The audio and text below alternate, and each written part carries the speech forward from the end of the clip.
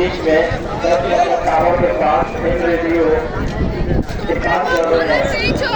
Next time থেকে ওইটাই বলি দেব কিন্তু ডিউটি করতে আছে তো ওইখানে কাউকে থাকতে দেব না হ্যাঁ বারবার একবার হাত আমি এসেছিলাম গঙ্গাসাগর মেলাতে, দেখতে পাচ্ছ কত ভিড় রয়েছে। ভিড়ের জন্য মানুষ ঘন্টার পর ঘন্টা আটকা পড়ে আছে। দেখো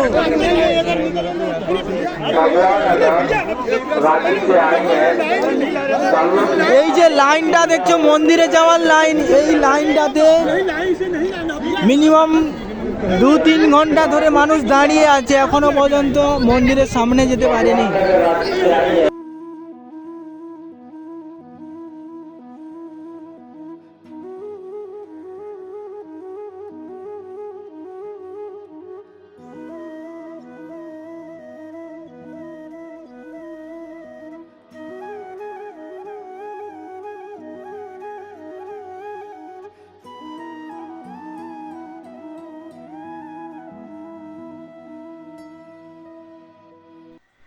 অনেকক্ষণ অপেক্ষা করার পর চলে এলাম কপিলমুনি মন্দিরের সামনে। দেখতে পাচ্ছেন মন্দিরের যে পুরোহিত সবাইকে প্রসাদ দান করছে, কত সুন্দরভাবে সবাই প্রসাদ নিচ্ছে। আমিও সেই সুযোগে একটু প্রসাদ নিয়ে নিলাম।